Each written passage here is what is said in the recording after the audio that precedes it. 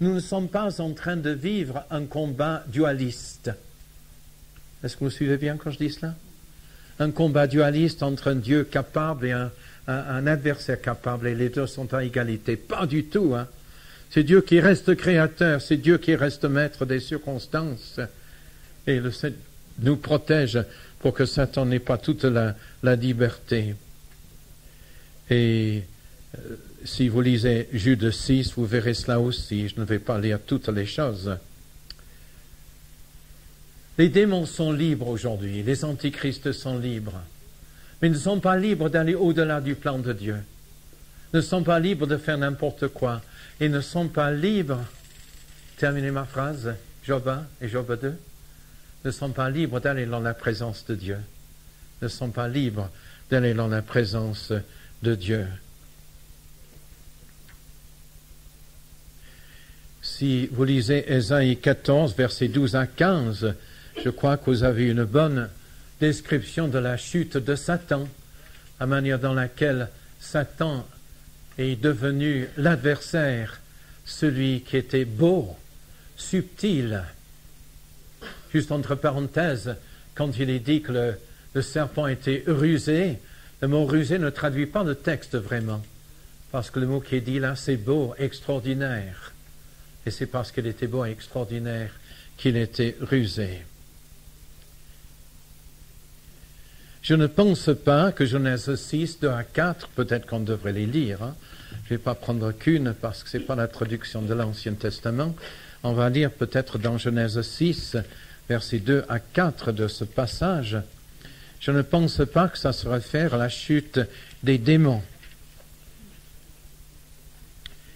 Dans Genèse 6, versets 2 à 4, les fils de Dieu virent que les filles des hommes étaient belles, et ce fut parmi elles qu'elles choisirent leurs femmes. Alors l'Éternel dit, mon esprit ne contestera pas, toujours dans l'homme, celui-ci n'est que chair et ses jours seront de 120 ans. Et puis les questions des géants sur la terre, les Néphilim. Je ne pense pas que c'était la chute dans ce passage-là, parce que je ne pense pas que les anges peuvent se marier. Cela nous est dit, si vous vous souvenez bien, dans Matthieu 22 et 30. Donc ce n'étaient pas les anges déchus qui se sont mariés avec les filles des hommes, pas dans ce passage. Tout au long de l'Ancien Testament, ce n'est pas l'Antichrist qui travaille, c'est Satan, et on peut l'appeler l'anti-Dieu, l'anti-Dieu. En commençant par cette phrase que nous avons déjà citée, Dieu a-t-il réellement dit? Combien de fois vous avez été travaillé par ce passage? Jamais de votre vie? Dieu a-t-il réellement dit? Vous avez senti que le Saint-Esprit vous a parlé de quelque chose à mettre en règle? Et c'est le Seigneur qui me parle ou c'est mon imagination? Si ce qui vous est dit glorifie le Seigneur, parle de la sainteté de Dieu, et nous reprend pour qu'on se mette en règle avec le Seigneur, ça vient du Seigneur et pas de l'adversaire. J'ai cité dans ma bibliographie, que vous avez à la fin des notes, 2 dictionnaires bibliques. Il y en a un qui est édité à Emmaüs, le nouveau dictionnaire biblique. L'autre est édité par les éditions du Cerf. C'est le nouveau dictionnaire biblique catholique. Ce n'est pas parce qu'un livre est catholique qu'il ne faut jamais l'utiliser. Moi, j'utilise très souvent ce livre comme livre de référence. Examinons toutes choses et retenons ce qui est bon. Il y a des choses intéressantes qui sont dites. Et j'aimerais vous citer là un passage de ce que j'appelle VTB. Je mets NDB pour le nouveau dictionnaire biblique, VTB pour le vocabulaire de théologie biblique. Livre que vous pouvez vous procurer dans les librairies catholiques. Entre parenthèses, je n'ai pas de ristourne sur les livres qui sont achetés, hein. Mais ça vaut la peine de l'avoir comme livre de référence. Alors, il dit ceci.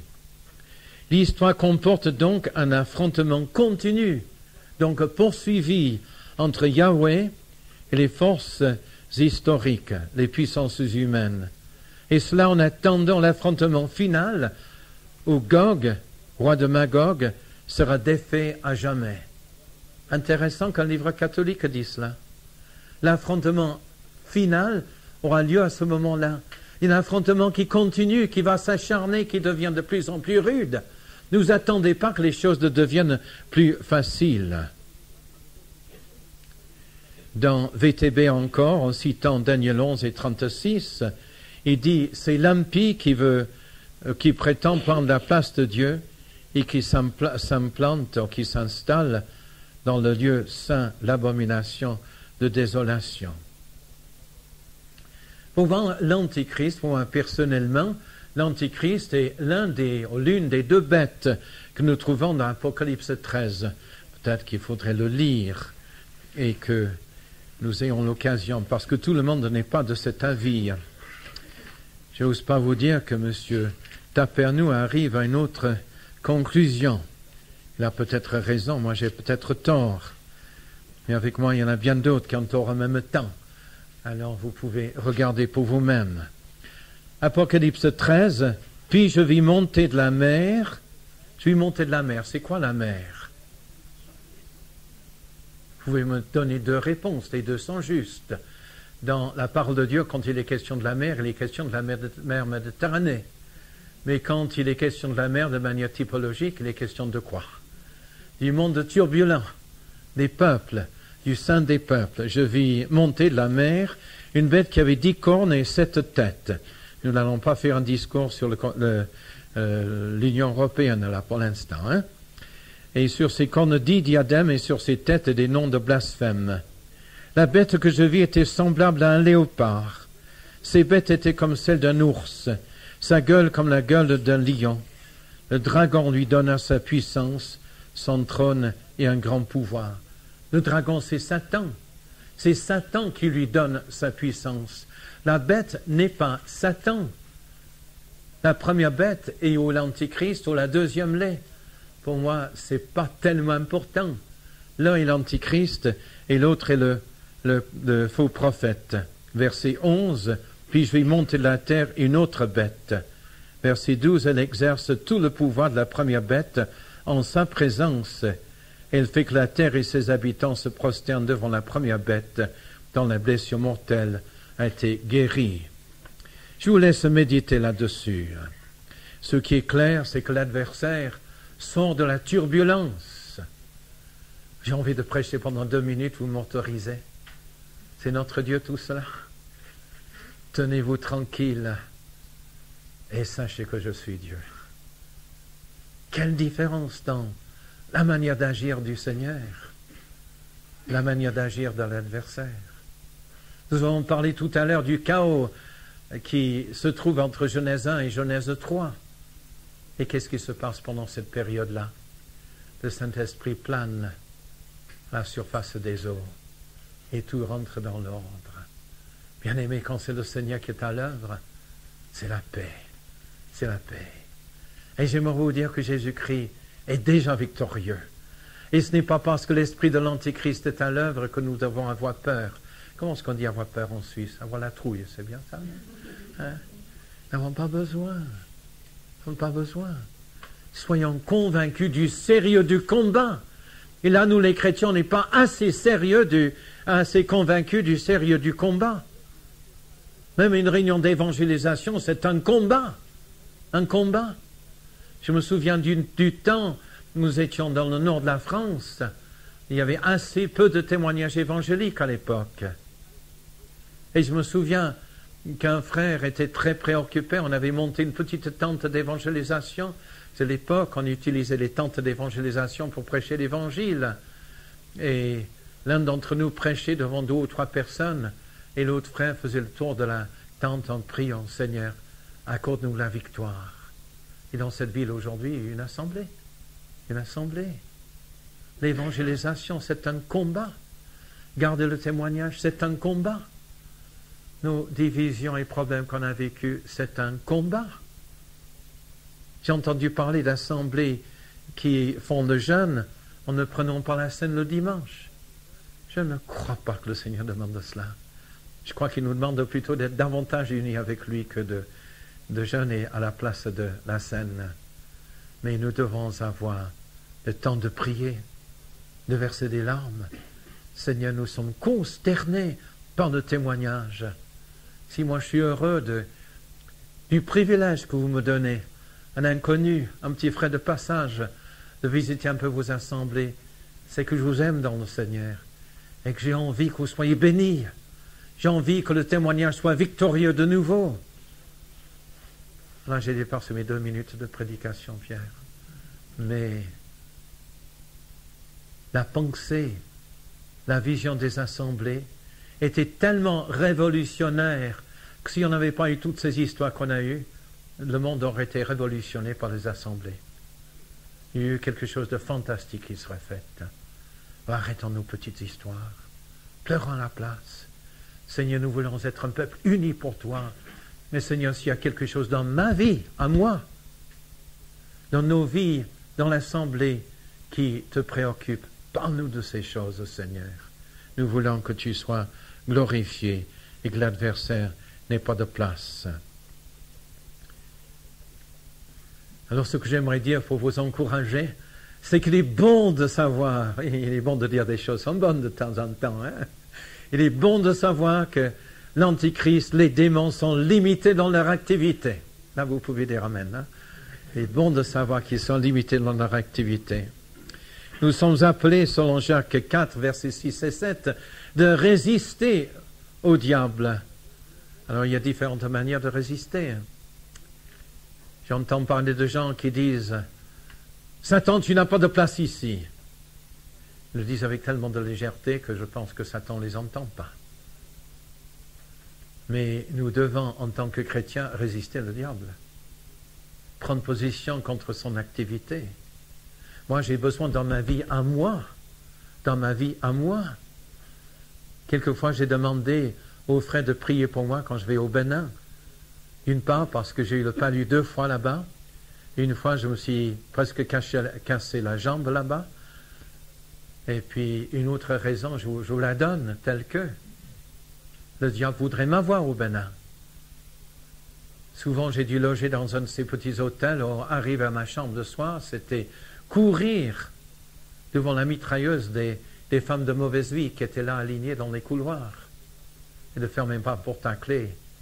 Et quand on me tapait sur la porte en un message pour vous, je disais demain matin, pas ce soir. L'adversaire est à l'heure. Nous avons à résister. Et nous avons à aider nos frères et sœurs à résister. Il n'est pas facile d'être chrétien aujourd'hui. Vous êtes d'accord avec moi? Pas facile d'être chrétien. Il n'est pas facile pour nos jeunes d'être chrétiens aujourd'hui.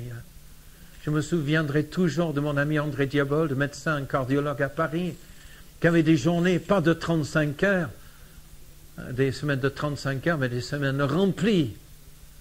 Et cet homme, après la réunion de dimanche après-midi, rendait visite à ses malades. Il me téléphonait à 9 heures du soir, je viens vous chercher pour qu'on mange ensemble. J'étais jeune homme tout seul à Paris à l'époque. Et j'aurais peut-être chuté. Et résistons au diable. Prions pour les jeunes de nos assemblées. Prions pour ceux qui peuvent être touchés. On est dans un combat qui est réel. Éphésiens 4 et 27, ne donnez pas accès au diable. Ne donnez pas accès au diable. Alors ça peut s'expliquer de toutes sortes de manières. Accès au diable. Nous avons tous dans nos maisons une petite boîte noire, un petit peu comme ça. Vous voyez de quoi il s'agit, hein? Vous avez combien de chaînes dans votre petite boîte, hein? J'ai pas dit le mot télévision, mais vous avez plus ou moins entendu. Hein? Je ne suis pas contre la télévision, j'aime beaucoup Thalassa. Alors ne me téléphonez pas le vendredi soir. C'est mon moyen de détente. Quelquefois, je regarde des infos. Mais quelquefois, je vois des choses, j'ai envie de prendre le marteau et de jeter le marteau. Alors, ne donnons pas accès au diable. Il rentre si facilement. Et j'aimerais vous dire, quand il rentre très facilement, c'est le samedi soir. Vous savez ça? Le samedi soir, avant qu'on aille au culte dimanche matin. Pour qu'on voit des choses, qu'on entende des choses, qu'on se dispute avec quelqu'un le samedi soir. Pour qu'au culte avant, au lieu de pouvoir louer le Seigneur dans la liberté, il y a des choses qui nous accablent. Éphésiens 4 et verset 27, ne donnons pas accès au diable. Le chrétien est appelé à résister. Et là, j'aimerais vous lire ce passage que vous connaissez, mais que vous ne le connaissiez pas. J'aimerais le lire, parce que c'est tellement important, bien-aimé. Dans Ephésiens 6, au verset 10, au reste, Ephésiens 6 et verset 10, au reste, fortifiez-vous dans le Seigneur et par sa force souveraine. C'est ça dont le frère nous a parlé ce matin. La résurrection de Jésus-Christ, c'est parce qu'il a sa force souveraine. Jésus-Christ est victorieux.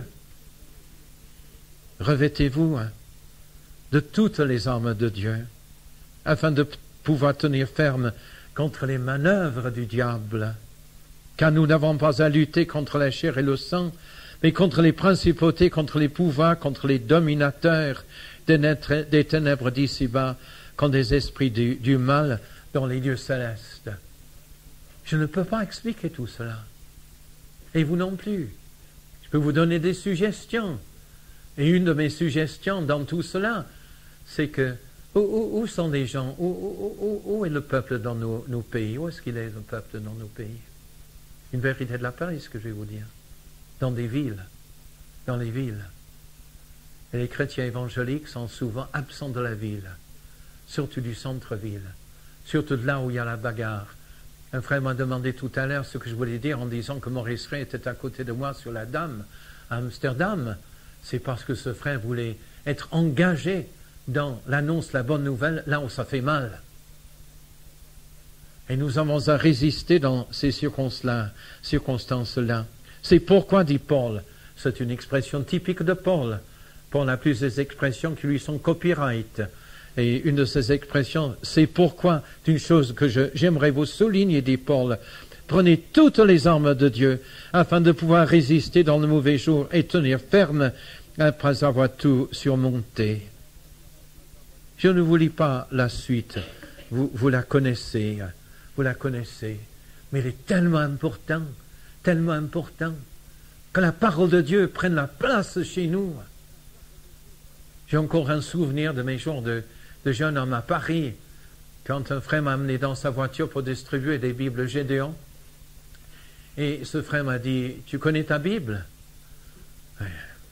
Moi, j'ai été élevé dans une assemblée, je connais ma Bible. Hein.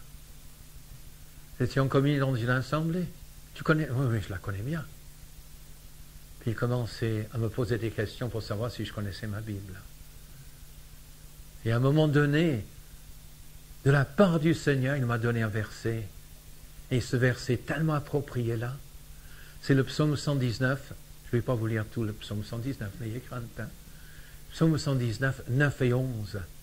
Comment un jeune homme rendrait-il pur son sentier? En se dirigeant selon ta parole. Je serre ta parole dans mon cœur afin de ne pas pécher contre toi. Moi, j'ai jamais oublié ça. Dans les moments de tentation, c'est la parole qui répond. Dans les moments de découragement, c'est la parole qui répond. Vous savez pourquoi nous avons des frigos? J'aimerais vous dire pourquoi on a des frigos. Vous ne saviez peut-être pas. On a des frigos pour coller des versets sur les murs du frigo. Hein. C'est la seule raison que les chrétiens aient des frigos. Hein. Et quand le Seigneur vous a parlé par un verset, moi j'aime tellement le petit calendrier d'un seul verset. Je ne sais pas si vous le connaissez. Hein. J'aime ce calendrier. Il y a toujours un verset approprié qui me parle. Prenez toutes les armes de Dieu pour pouvoir résister dans le mauvais jour. Et la parole de Dieu, la parole, l'épée de l'esprit, indispensable.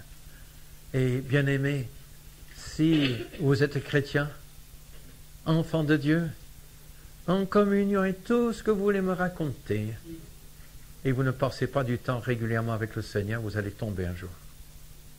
Vous allez tomber un jour. Un jour à la maison à l'eau vive, j'ai parlé avec mon frère Max Weber, je ne sais pas si certains le connaissent, il est auprès du Seigneur maintenant. Nous avons parlé d'un autre frère, que je ne peux pas vous citer le nom, un frère qui a chuté. Et subitement Max me dit, mais tu sais, s'il a chuté, c'est qu'il y avait un passage libre dans son armure. J'ai jamais oublié ça. Et je me suis souvenu d'un passage dans la maison de ce frère, de choses que j'avais vues et entendues dans sa maison. Frères, sœurs, ne laissez pas des passages libres dans votre armure. Prenez la parole, lisez la parole, marquez la parole, apprenez la parole de Dieu, Mettez la parole au premier plan, qu'elle soit vraiment votre accompagnateur spirituel dans votre vie de tous les jours. Et puis, un autre verset dans 1 Pierre, ces versets sont cités dans les notes que je vous ai remises. On n'arrivera jamais à la fin de notre sujet, mais c'est super bien ça, parce que vous allez devoir travailler pour vous-même. Et c'est bien. 1 Pierre 5. 1 Pierre 5. Soyez sobres, veillez, veillez, veillez, veillez. Votre adversaire, le diable, rôde comme un lion rugissant, cherchant qui dévorer. Le genre de film que je n'aime pas voir à la télévision. Quelquefois j'y tombe. Il n'y a rien d'impur dans ce film. Et vous connaissez ce genre de film. C'est quand on voit les lions, les tigres qui suivent un troupeau de bêtes. Vous vous souvenez? Et le lion saute sur la bête qui est en arrière. Vous avez tout celui-là. Et le diable saute sur le chrétien qui reste seul. Le diable saute sur le chrétien qui reste seul. C'est pour cela que nous avons besoin, un besoin indispensable de fréquenter une réunion de chrétiens quelque part. Nous pouvons parler du Seigneur ensemble. Nous pouvons être encouragés par les uns et les autres. Nous ne pouvons pas être des chrétiens solitaires. Ça n'existe pas, un chrétien solitaire. Ça n'existe pas. Nous sommes des pierres vivantes. Vous avez jamais vu une pierre qui se promène comme ça dans le ciel? Hein? Ça n'existe pas. Nous ne pouvons pas rester seuls. Résistez-lui. Résistez-lui. Fermons la foi et sachant que les mêmes souffrances sont imposées à vos frères dans le monde. Deuxième chose que j'aimerais vous dire avant de nous arrêter un instant, il y a tant de promesses de la part du Seigneur qui concernent l'Antichrist. Parce que moi, je n'ai pas envie que l'Antichrist soit là. Hein? Et vous? J'ai envie qu'il soit arrêté. Par exemple, dans Habakkuk 2 et 14, la terre sera remplie de la gloire du Seigneur. Vous allez me dire, mon frère, ton eschatologie, je ne suis pas tout à fait d'accord, ça c'est pour le millénium. Je suis d'accord. Je suis d'accord. Donc Dieu est absent maintenant? Dieu est absent maintenant? C'est si facile de le dire. Hein? Mais je ne crois pas que la parole nous dit cela. La terre sera remplie de la gloire de l'Éternel. Commençons maintenant, dans nos foyers, dans nos assemblées, dans nos villes, que la gloire du Seigneur soit connue, qu'on soit vraiment le peuple de Jésus-Christ, et que les gens qui viennent ressentent de manière tangible la présence du Seigneur. Puis dans Nombre 14 et 21, « Je suis vivant, et la gloire de l'Éternel remplira toute la terre. » La gloire de l'Éternel remplira toute la terre. Vous savez, on est conscient de cela dans certains pays d'outre-mer. On est conscient du fait que l'Église est en train d'aller en avant. Si vous êtes découragé, je vous donne une petite ordonnance médicale à prendre avec un verre d'eau. C'est de lire ces deux versets, et puis, comme vous avez lu, je vous donne une deuxième ordonnance. C'est de regarder les cassettes Transformation. Si vous n'avez pas regardé, si vous ne les connaissez pas, demandez à Evelyne, je suis sûr qu'elle pourrait vous mettre sur la piste des cassettes Transformation. Et vous verrez comme en Amérique du Sud, un groupe de personnes a commencé à prier ensemble pour leur ville. Et ils ont prié pour que la gloire du Seigneur remplisse la ville. Donc, qu'est-ce qui s'est passé? Il y a des lumières de néon qui se sont allumées? Non. Il y a des brigands qui ont commencé à confesser leurs péchés. Il y a des voleurs qui ont commencé à confesser les vols. Moi, j'ai vécu ça au Canada. Il y a des années de cela, quand j'habitais au Canada. D'être dans une ville, on m'a dit, il y a vraiment la gloire du Seigneur qui commence à travailler dans cette ville. Et il me montrait, moi, comment j'ai envie. Vous n'avez pas envie, vous? Moi, j'ai envie de la gloire de l'Éternel.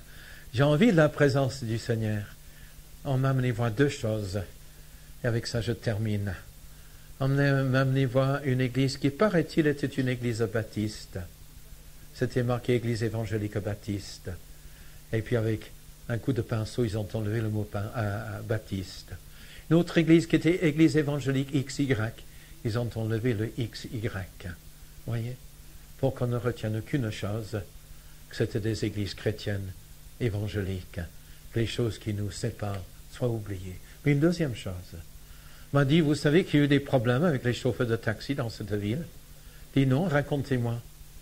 Mais c'est que vraiment, le Seigneur a travaillé dans notre ville. Il y a eu un esprit de repentance dans cette ville. Il me racontez-moi comment. Mais les chrétiens ne pouvaient pas dormir la nuit.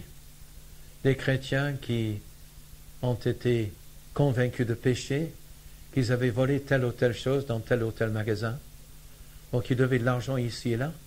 Ils n'ont pas voulu terminer la nuit. Ils ont téléphoné au chauffeur de taxi parce qu'il neige au Canada. L'accent canadien, c'est qu'il neige au Canada. Et puis ils ont demandé au chauffeur de taxi de venir les chercher pour qu'ils puissent régler leurs dettes, mettre les choses en règle. Vous n'avez pas envie de cela? Vous n'avez pas envie de cela? Ça va commencer au Canada, au Bénin, en Amérique du Sud. Vous savez où ça peut commencer? Oui, Evelyne, on a vécu ça avec ton mari bien-aimé.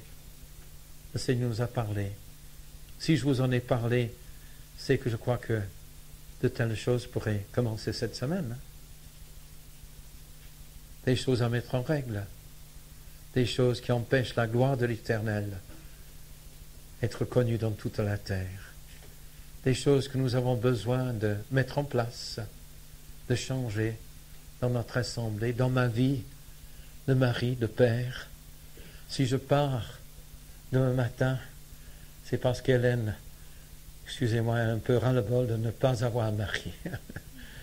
Elle dit, chérie, il faut qu'on passe quelques jours ensemble. Et pas de réunion. Nous irons à Chèvres dimanche matin, mais pas ensemble dans nulle part cette semaine. La terre sera remplie de la gloire de l'Éternel. Oh, j'ai envie de ça. Pas vous? Pas vous? Hein? Prions le Seigneur. On va plutôt passer un moment dans la prière à la fin de cette contribution maintenant. Mais je continue là. Il est bon de savoir que Satan et ses démons ont des limites à leur activité. Et nous avons parlé de 2 thèmes dans ce sens-là. J'aimerais continuer avec ce deuxième thème. Dieu nous a créés à son image. Est-ce que vous vous souvenez de ça? Dieu nous a créés à son image. Et si on lit dans la Genèse, au chapitre 1, verset 28, « Il nous avait donné l'ordre de dominer sur la terre », ce qui ne veut pas dire d'écraser, mais de dominer sur la terre. C'est-à-dire notre tâche de chrétien encore aujourd'hui, c'est d'être des instruments de paix et d'entente dans ce monde. Pas facile à ça, hein? Et ce n'était pas facile pour Jésus non plus. Alors j'aimerais juste vous rappeler un passage dans les Romains. À cet égard, Romains 8, chapitre que beaucoup de gens connaissent, parce que c'est marrant, ils connaissent un verset dans ce passage. Hein? C'est ça, quelqu'un me le cite là. On va quand même le lire. On va le lire. Romains 8 à partir du verset 28, mais je vais continuer plus loin. Nous savons du reste que toutes les circonstances de la vie concourent ou coopèrent au bien de ceux qui aiment Dieu, de ceux qui sont appelés selon son dessein. Car ceux qu'il a connus d'avance, il les a aussi prédestinés à être semblables à l'image de son Fils. Ah, j'aime ce verset 29. Vous et moi, toi et moi, on a été créés pour être à l'image de Jésus-Christ. Vous imaginez cela? C'est pour ça qu'on est dans ce monde. C'est ça la bonne nouvelle. La bonne nouvelle n'est pas uniquement de prêcher l'Évangile, mais c'est de vivre l'Évangile. C'est d'être des envoyés de Jésus-Christ. Que dirons-nous donc à ce sujet? Si Dieu est pour nous, qui sera contre nous? Lui qui n'a pas épargné son propre Fils, mais qui l'a livré pour nous tous, comment nous donnerait-il pas tout avec lui par grâce? Qui accuserait les élus de Dieu? Dieu est celui qui justifie. Il y a l'accusateur des frères, vous avez entendu parler de lui? Hein? Et une des tâches des antichrists, c'est de nous décourager. Il y a des gens ici qui se découragent de temps en temps, je suis peut-être le premier. Peut-être le premier. Alors, vous allez tous prier pour moi, merci Seigneur. Qui accusera? C'est Dieu qui justifie, merci Seigneur. Qui les condamnera? Le Christ Jésus est celui qui est mort, bien plus, il est ressuscité, est à la droite de Dieu, pas il sert à la droite de Dieu, il est à la droite de Dieu. Il intercède pour nous maintenant. Qui nous séparera de l'amour de Christ? La tribulation, l'angoisse, la persécution, la faim, le dénuement, le péril, l'épée.